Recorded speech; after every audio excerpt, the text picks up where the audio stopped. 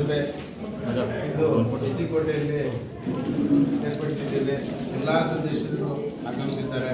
ಎಲ್ಲರಿಗೂ ಸ್ವಾಗತವನ್ನು ಹೇಳ್ತಾ, ಈ ದಿನ ಏನು ನಮ್ಮ ಸಂಘದಿಂದ KCC ಸಾಲ ಮತ್ತು ಮಹಿಳಾ ಸಂಘಗಳಿಗೆ ಏನೇನು ಸಾಲ ವಿತರಣೆ ಮಾಡಿದ್ದೀವಿ ಎಲ್ಲ ಮಾಹಿತಿಯನ್ನು ಕೊಟ್ಟಿದ್ದೀವಿ.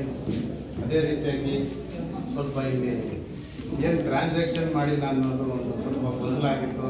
ಆ ಗೊಂದಲನೆಲ್ಲ ನಾನು ನಿವಾರಣೆ ಮಾಡ್ತೀನಿ ಅಂತ ನಮ್ಮ ಸದಸ್ಯರಿಗೆಲ್ಲ ಹೇಳಿ ನಾನು ಅದನ್ನು ಏನು ಅನರ್ಹ ಆಗಿದ್ದು ಅದನ್ನು ನಾನು ಅರ್ಹತೆ ಮಾಡಿಕೊಡ್ತೀನಿ ಅಂತ ಕೂಡ ನಮ್ಮ ಸದಸ್ಯರಿಗೆಲ್ಲ ನಾನು ಮಾತುಕೊಟ್ಟಿದ್ದೀನಿ. ಅದನ್ನು ಮಾಡಿಸೋದಕ್ಕೂ ಟ್ರೈ ಮಾಡ್ತೀನಿ.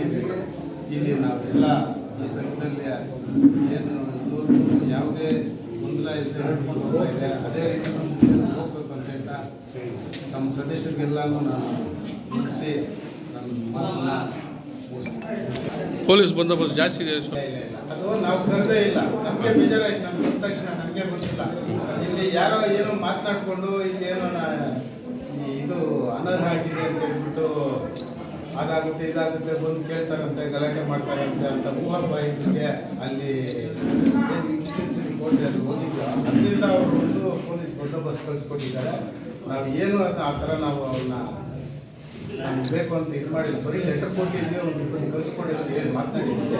ಅಷ್ಟು ಬಿಟ್ಟರೆ ನಮ್ಮದು ವ್ಯಾನು TR ಇವ್ರು ಕೆಲಸ ಅಂತ ಇಲ್ಲಿ ನಮ್ಮೂರಲ್ಲಿ ಅಂತ ಏನು ಆಗೋದಿಲ್ಲ, ಇನ್ನು ಮುಂದೇನೂ ಆಗೋದಿಲ್ಲ. ಎಲ್ಲ ಶಾಂತವಾಗಿ ಆಗುತ್ತೆ. ಎಷ್ಟು ಜನ ಇದಾಗಿದೆ ತೆಗೆದಿರಲಿ? ಎಷ್ಟು ಜನಕ್ಕೆ ತೆಗೆದಿದ್ದಾರೆ ಅನರ್ಹರಾಗಿದ್ದಾರೆ? ಟ್ರಾನ್ಸಾಕ್ಷನ್ ಇಲ್ಲ, ಮೇನ್ ಟ್ರಾನ್ಸಾಕ್ಷನ್ ಅವ್ರು ಬಂದು ನಾನ್ ಬರೋರ್ಗೆ ಮಾತ್ರ ಬರೋದವರು 520 ಜನ ನಾನ್ ಬರೋರು. ಏನು ಫಾರ್ಮ್ಯಾಲಿಟಿ ಇದೆಯೋ ಅದು ಮಾಡಿದ್ದೀವಿ. ಅದರಿಂದ ನಾನು ಯಾರೋ ಹತ್ರ ಮಾತನಾಡಿ ಅದನ್ನು ಅಂದರೆ ಕಂಪಲ್ಸರಿ ಎಲ್ಲರಿಗೂ ಅಟೆಂಡೆನ್ಸ್ ಕೊಡ್ತಾ ಇದ್ದೀವಿ.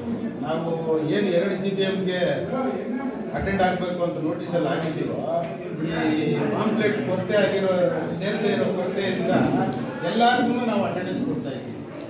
ಆ ಥರ ನಾವು ಏನು ಉದ್ದೇಶಪೂರ್ವಕವಾಗಿ ನೋಟಿಸ್ ಹೋಗಬಾರ್ದು ಅದು ಇದು ಏನು ಹೋಗಿಲ್ಲ ಅಂತ ಹೇಳಿದ್ರೆ ನಾವು ಅವ್ರಿಗೆ ಅಟೆಂಡೆನ್ಸು ಕೊಡ್ತಾ ಇದ್ದೀವಿ. ಓಕೆ.